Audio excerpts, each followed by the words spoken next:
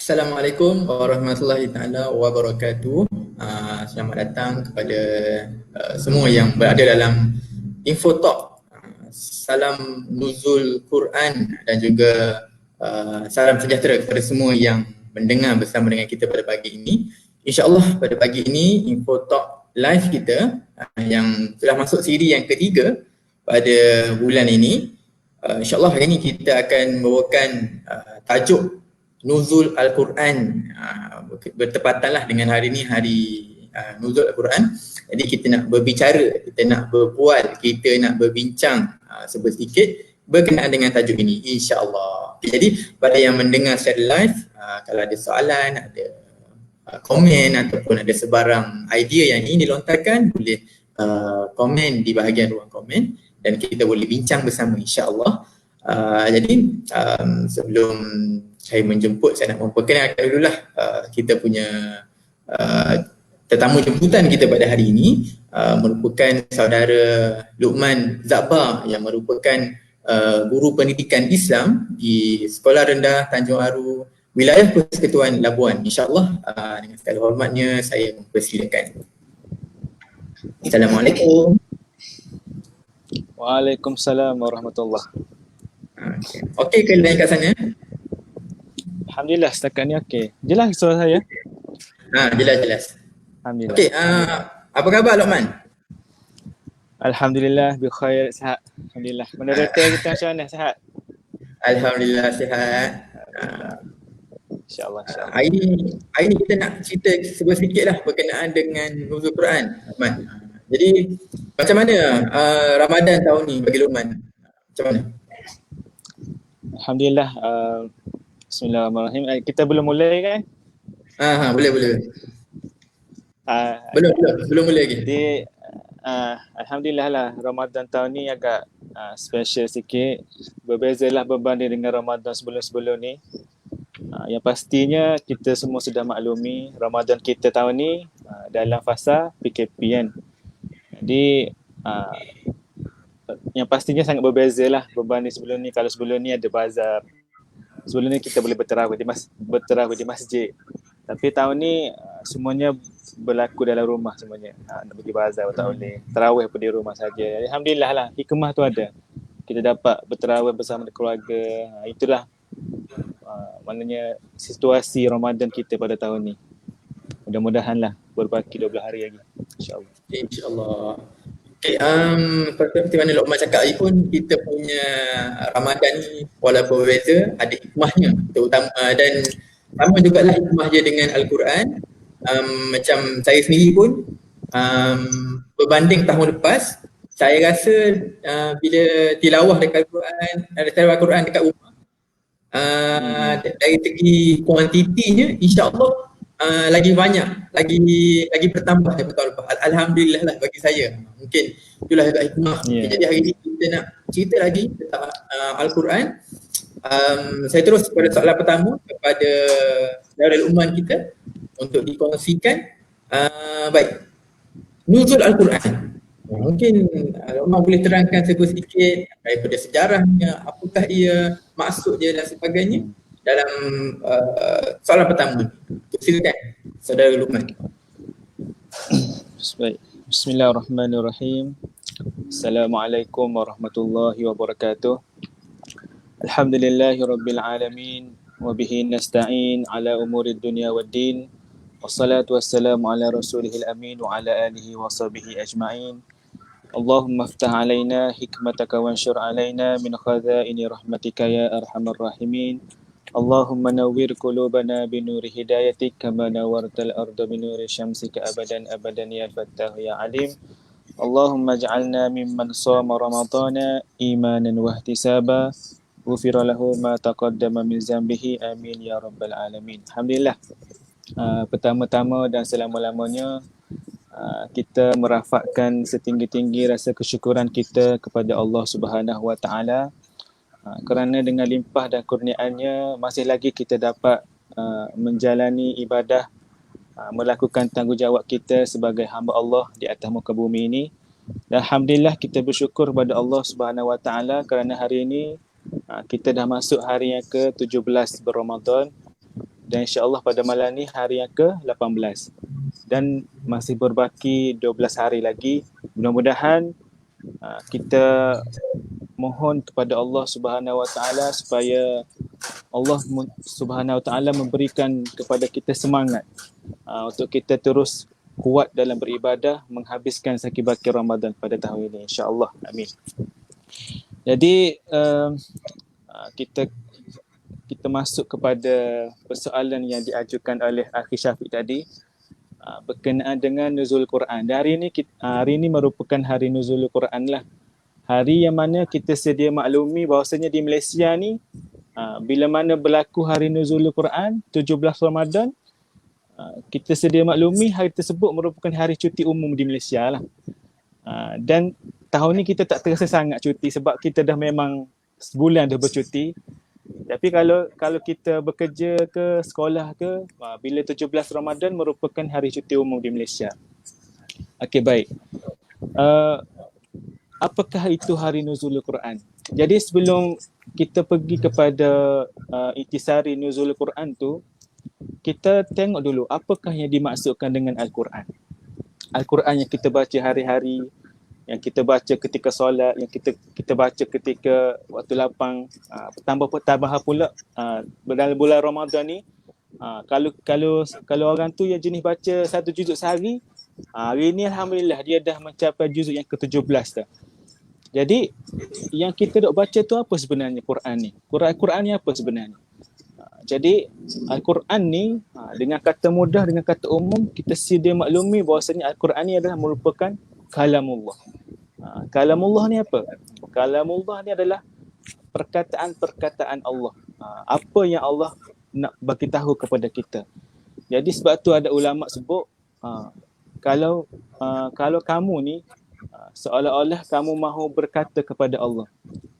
Kamu ni barang siapa yang seolah-olah mahu berbicara kepada Allah, maka lakukanlah solat. Sebab apa? Sebab kita solat ni, bila mana kita solat, kita seolah-olah kita berkata-kata dengan Allah, kita berdoa, kita minta sesuatu kepada Allah. Dan kata ulama lagi, barang siapa yang seolah-olah mahu Allah berbicara kepada dia, barang siapa yang seolah-olah Allah mahu berbicara kepada dia, maka bacalah Quran. Ini kata ulama. Sebab bila mana kita baca Quran, kita sebenarnya seolah-olah sedang membaca apa yang Allah sedang perkatakan kepada kita. Jadi dalam Al-Quran ni banyaklah Allah kata kepada kita. Antaranya berkenaan dengan hukum-hukum Islam dalam Islam, hukum-hukum syarak, berkenaan dengan kisah-kisah para anbiya, bagaimana kisah Nabi Musa membelah lautan. Ini merupakan bicara Allah kepada kita untuk kita mengambil iktibar. Jadi itu merupakan kesimpulan secara umum apakah yang dinamakan dengan Quran. Okey, baik. Dalam Quran ni ada berapa ayat tuan-tuan? Ibu-ibu, ayah-ayah mungkin sidang pendengar ni dalam tergolong dalam rata-rata lah, mungkin ada yang cikgu, mungkin ada yang dan sebagainya lah. Jadi dalam Al-Quran ni ada berapa ayat sebenarnya tuan-tuan puan-puan yang dirahmati oleh Allah Subhanahu Wa Taala? Kalau dulu kita pernah dengar ustaz-ustaz kita dia sebut nak mudah lah, ustaz-ustaz kita dulu nak mudah dia sebut Al-Quran ni mempunyai 6,666 ayat.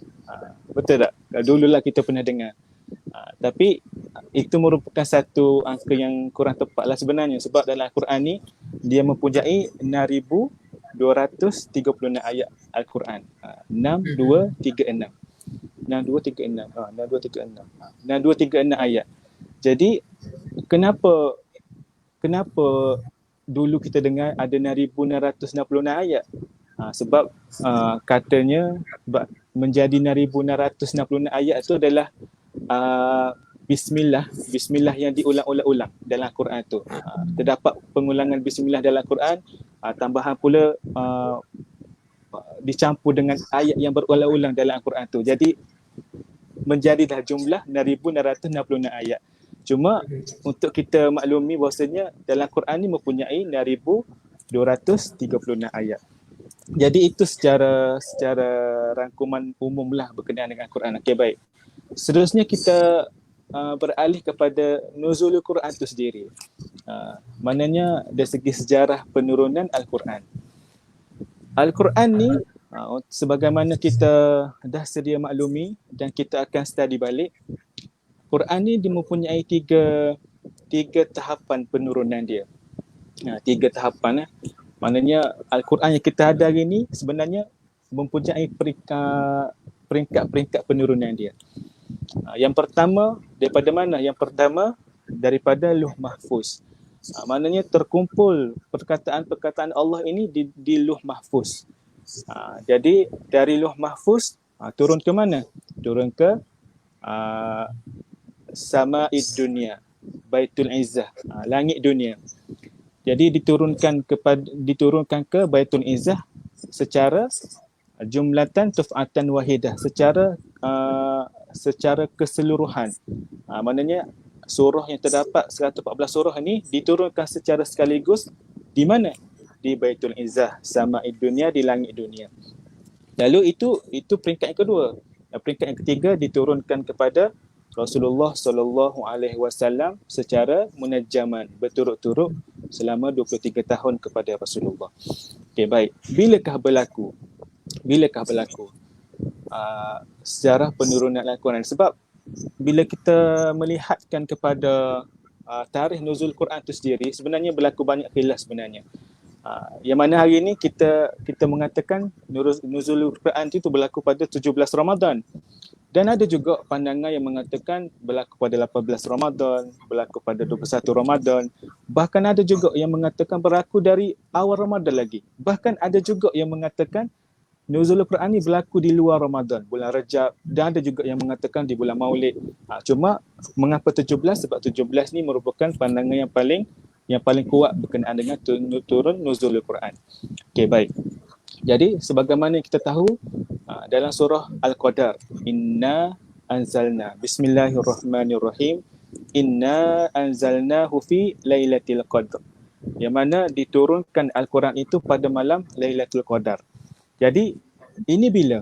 Inilah yang dimaksudkan turunnya Al-Quran dari Lauh Mahfuz ke Baitul Izzah. Jadi secara keseluruhan itu pada malam Lailatul Qadar. Bila? Pada malam Lailatul Qadar itu Lauh Mahfuz ke Baitul Izzah. Adapun dari Baitul Izzah ke Rasulullah SAW, yang pertama kali diturunkan kepada Rasulullah surah apa? Surah Al-Alaq tu kan, Iqra' bismi rabbikal ladzi khalaq. Jadi ini bila turun? Jumhur para ulama sirah mengatakan Iqra' bismi rabbikal ladzi khalaq ini diturunkan pada malam ke-17 Ramadan, ketika mana Rasulullah SAW sedang berkhalwat, sedang beruzlah di gua apa? Gua Hira ni. Jadi inilah secara ringkas berkenaan dengan sejarah penurunan Al-Quran, yang mana tiga benda penting yang kita perlu ingat. Al-Quran ni diturunkan dari Lauh Mahfuz ke Baitul Izzah, Sama'id Dunia, dan dari Sama'id Dunia diturunkan kepada Rasulullah SAW melalui perantaraan Malaikat Jibril selama 23 tahun. Jadi itulah secara ringkasnya untuk kita memperingati balik sejarah penurunan Al-Quran ni. Sebab pentinglah. Kenapa penting untuk kita ingat nuzul Quran ni?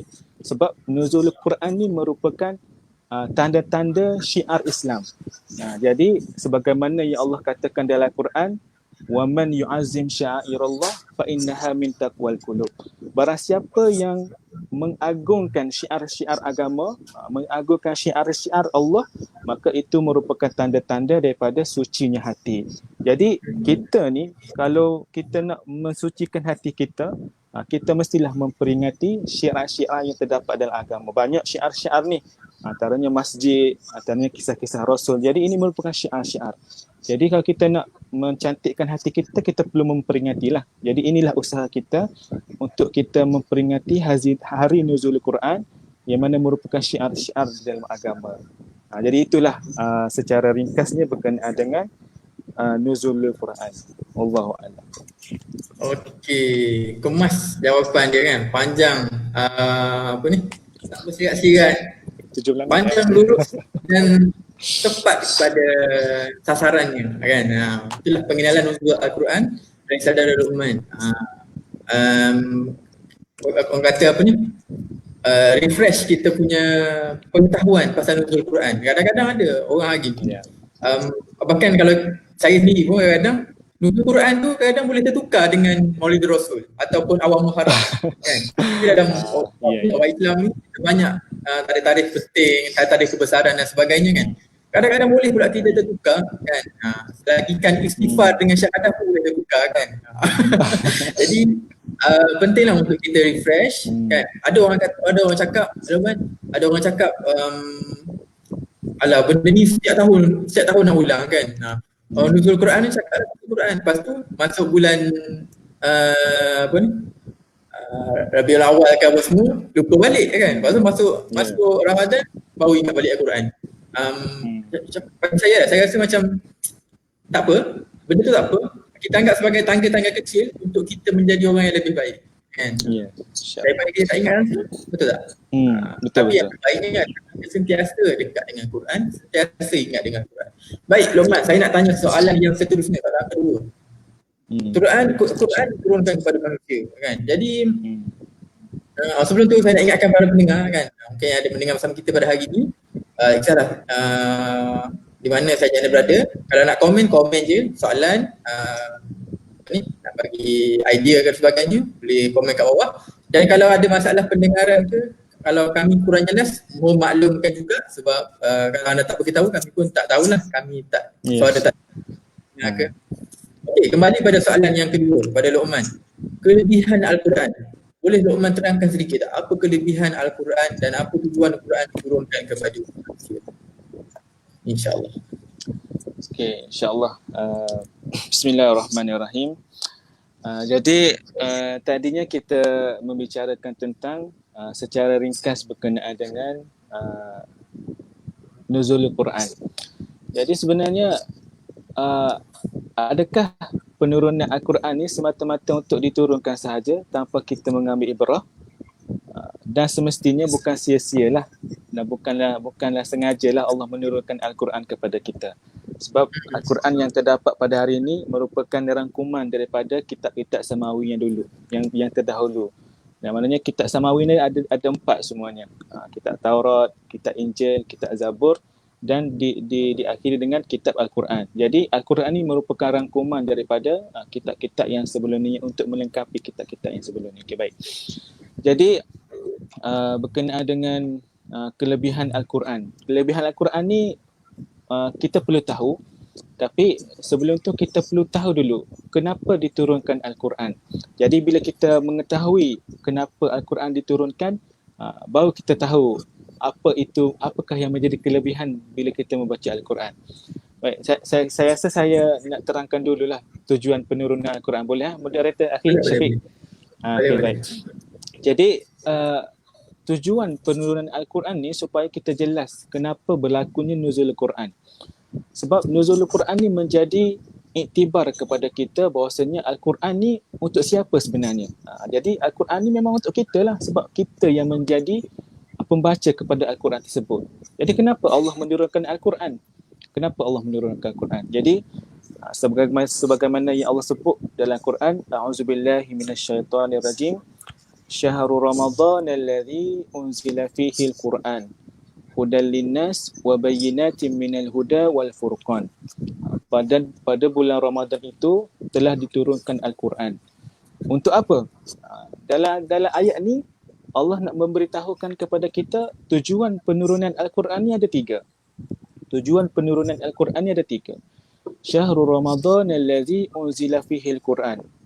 Telah diturunkan pada bulan Ramadan itu Al-Quran. Untuk apa? Yang pertama, untuk hudal linnas, untuk memberi petunjuk kepada manusia. Dan yang kedua, bayyinatin minal huda, untuk memberikan bukti kepada petunjuk tersebut. Ini tujuan diturunkan Al-Quran yang kedua. Yang pertama di hudal linnas, untuk menjadi petunjuk kepada manusia. Yang kedua adalah untuk menjadi bukti kepada petunjuk tersebut. Dan yang ketiga adalah untuk wal furqan. Furqan ni apa? Furqan ni adalah pembeza antara yang benar dan yang salah, yang batil dan yang betul lah, wal furqan. Jadi ini merupakan tujuan kenapa diturunkan Al-Quran kepada kita. Okey, baik. Jadi kita akan tengok satu persatu berkenaan dengan tujuan penurunan Al-Quran ni, hudan linnas, bayyinatin minal huda wal furqan. Jadi pertama tadi tujuan diturunkan Al-Quran yang pertama adalah hudan linnas. Hudan linnas. Hudan linnas ni dimaksudkan, diartikan sebagai petunjuk kepada manusia. Okey, persoalan. Apa itu petunjuk? Apa itu petunjuk? Jadi petunjuk ni adalah petunjuk ni adalah hidayah. Jadi hidayah itu apa?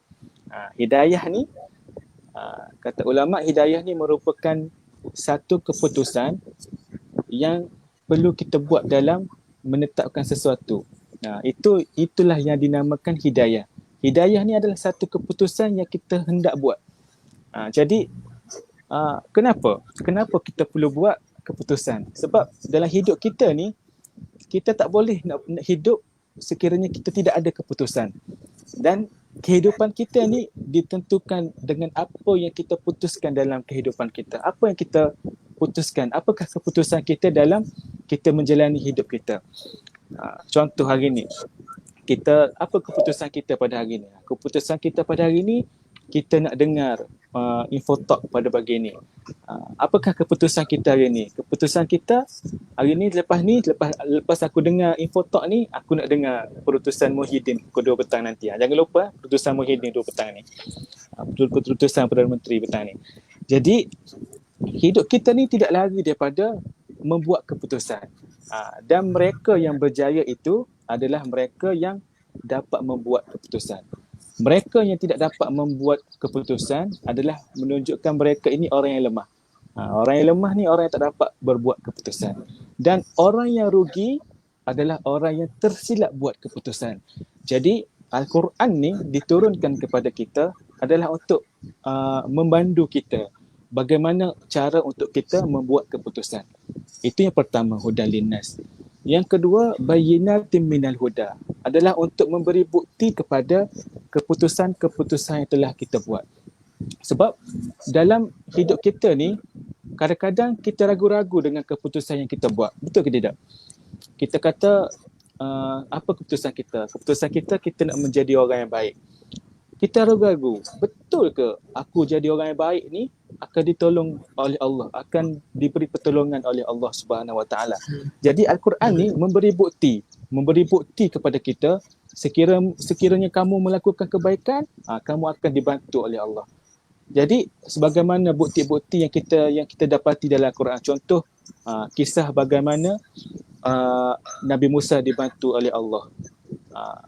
Bagaimana Nabi Musa dibantu Allah. Jadi melalui sirah-sirah yang Allah tunjukkan kepada kita dalam Quran ni nak menggambarkan sekiranya kamu bantu agama Allah, Allah akan bantu kamu. Jadi ini merupakan bukti dalam mempengaruhi keputusan yang kita buat dalam kehidupan kita. Dan bagaimana contoh bagaimana mereka yang dibantu oleh Allah, Nabi Musa diberi mukjizat dapat membelahkan laut. Ini merupakan bukti bagi mereka yang membantu agama Allah. Yang ketiga adalah Al-Furqan. Tujuan diturunkan Al-Quran ini adalah Al-Furqan, iaitu memberi pembeza antara hak dan batil. Jadi dalam kehidupan kita ni sama ada ya ataupun tidak. Ya ataupun tidak. Hidup kita ni akan diputuskan oleh dua benda saja, ya ataupun tidak. Jadi Al-Quran ni sebagai panduan kepada kita untuk kita tahu apakah yang ya tu dan apakah yang tidak itu. Jadi inilah secara ringkas macam ni, secara umumlah berkenaan dengan tujuan diturunkan Al-Quran kepada kita, kepada kita. Jadi ada tiga. Hudan linnas, bayyinatin minal huda wal furqan. Jadi itu tujuan. Apa tadi untuk kelebihan dia? Jadi bila kita sebut berkenaan dengan kelebihan Al-Quran ni, saya ingin memetik satu saja hadis Nabi SAW yang mana Nabi sebut khairukum man ta'allama al-Quran wa 'allamah. Yang mana Nabi sebut kepada kita barang siapa sebaik-baik daripada golongan kamu adalah mereka yang mempelajari Al-Quran dan mereka yang mengajarkan Al-Quran. Jadi bila sebut mempelajari Al-Quran ni, kita jangan tengok pelajari Al-Quran ni semata-mata berkenaan dengan tajwid Quran, qiraat, taranum. Itu memang tajuk Quran. Cuma Quran ni merupakan parti ilmu. Jadi segala apa yang bersumberkan Al-Quran, maka itulah yang dinamakan mempelajari Al-Quran. Contoh, kita belajar tentang akidah, kita belajar tentang ibadah, kita belajar tentang sirah, kita belajar tentang fiqh. Ini semua merupakan ilmu-ilmu yang terkandung di dalam Al-Quran. Jadi kalau kita belajar akidah, ibarat kita sedang belajar Al-Quran. Kalau kita belajar hadis, kalau kita belajar fiqh, sebenarnya kita sedang mempelajari Al-Quran. Sebab ilmu-ilmu ini merupakan cabangan daripada parti ilmu Al-Quran itu sendiri. Jadi khairukum man ta'allama al-Quran wa 'allamah. Jadi sebaik-baik daripada kamu adalah mereka yang mempelajari Al-Quran dan mereka yang mengajarkan Al-Quran.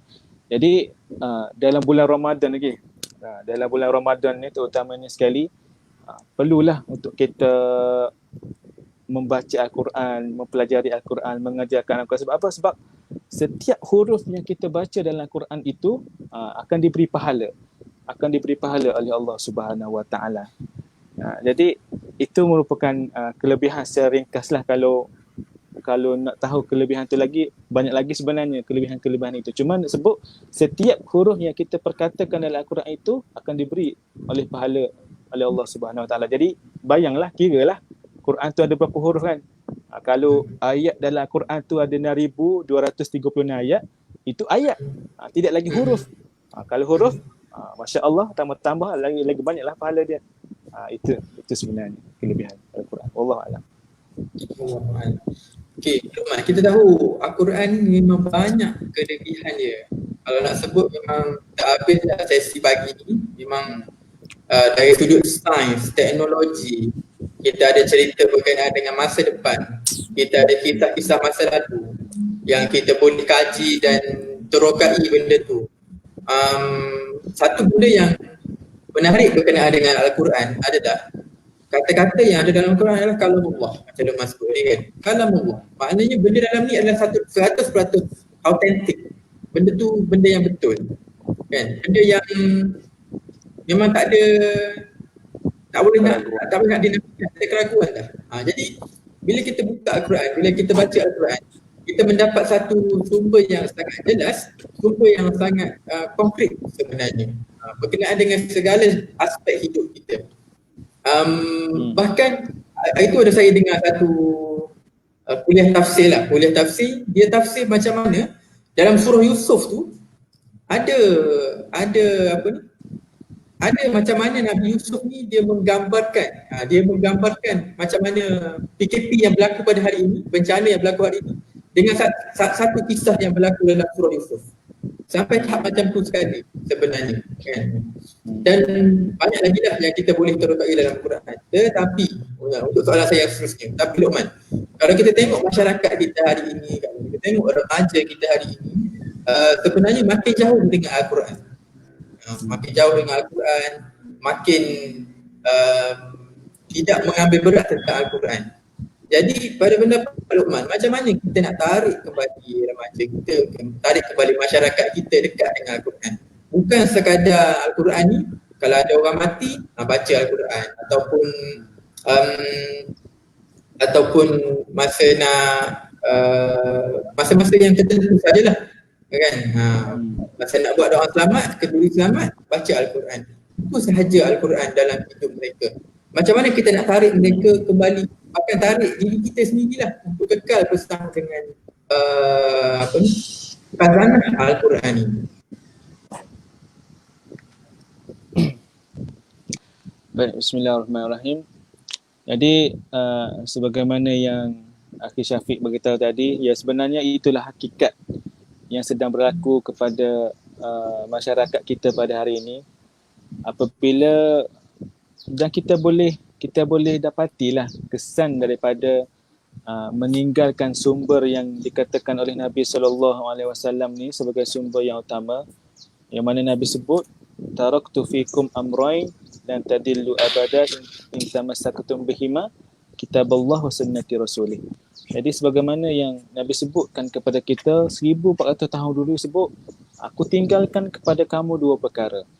Sekiranya kamu berpegang teguh kepadanya, nescaya kamu tidak akan sesat selama-lamanya. Itu apa? Kitab Allah, yakni Quran, dan sunnah-sunnahku. Jadi nak sebutkan di sini bahasanya Nabi sebenarnya sudah memberikan panduan kepada kita bagaimana agar kehidupan kita ni berjalan selari dengan apa yang telah ditetapkan oleh Allah Subhanahu Wa Taala. Dan akibatnya apabila kita tidak kembali kepada apa yang ditinggalkan oleh Nabi sallallahu alaihi wasallam ni, maka kita dapat tengok akibat-akibat dia. Kalau hari ini antara isu yang berlaku dalam golongan remaja hari ini, isu masalah gejala sosial. Gejala sosial yang sangat boleh saya katakan sangat keterlaluan lah hari ini. Gejala sosial bermula daripada berasal daripada akibat tidak menjaga ikhtilat dan sebagainya, akibat bermudah-mudah dengan pergaulan batas-batas yang telah ditetapkan oleh agama. Jadi kita dapat melihat kesan daripada gejala sosial itu. Dan yang seterusnya, kesan juga akibat daripada gejala sosial ini juga kita dapat lihat lambakan-lambakan, video-video yang sangat tidak seronok untuk dipandang sebenarnya. Dan nak pula dengan aplikasi yang telah diwujudkan pada hari ini, TikTok, WeChat, Bigo, apa lagi sebagainya. Ini merupakan satu agenda yang memang untuk menggalakkan supaya umat Islam ni terus terlalai terhadap barang-barang ni lah. Jadi itu merupakan akibat daripada kita tidak berpegang kepada Al-Quran dan Sunnah. Jadi macam mana? Jadi apakah solusi dia? Solusi dia tidak lain tidak bukan kita perlu kembali. Kita perlu kembali kepada ajakan sarana yang telah dikatakan oleh Al-Quran dan Al-Hadis. Jadi macam mana? Kita dalam masyarakat ni sudah pastinya terdapat golongan yang sedar akan permasalahan yang berlaku pada hari ini. Jadi menjadi tanggungjawab kepada mereka yang sedar ini untuk merancang sesuatu, menggerakkan sesuatu, bagaimana untuk memberi kefahaman kepada golongan-golongan ini. Jadi banyak cara dia adalah dengan cara kita melakukan promosi, kita menggunakan setiap medium yang ada dalam media sosial ini untuk kita memberitahu tentang kelebihan Al-Quran, kembali kepada Al-Quran, saranan, ajakan supaya kembali kepada Al-Quran, meninggalkan sesuatu yang tidak memberi manfaat kepada kehidupan. Jadi menjadi tanggungjawab besar bagi golongan yang sedar, golongan yang faham untuk mengajak mereka ini. Tidak boleh dibiarkan. Kalau dibiarkan, akan terus merebak benda ni, tidak akan selesai. Jadi saranan, ajakan dakwah itu perlu digerakkan. Dalam masa yang sama, puasa supaya ada pemantauan lah berkenaan dengan aplikasi-aplikasi yang sedang berlaku pada hari ini kan. Jadi perlu ada penguatkuasaan daripada penggunaan tersebutlah. Di samping kita terus memberi ajakan, dalam masa yang sama kita perlu ada sekatan ataupun pemantauan terhadap perkara-perkara yang boleh menggugat keharmonian remaja kita pada hari inilah.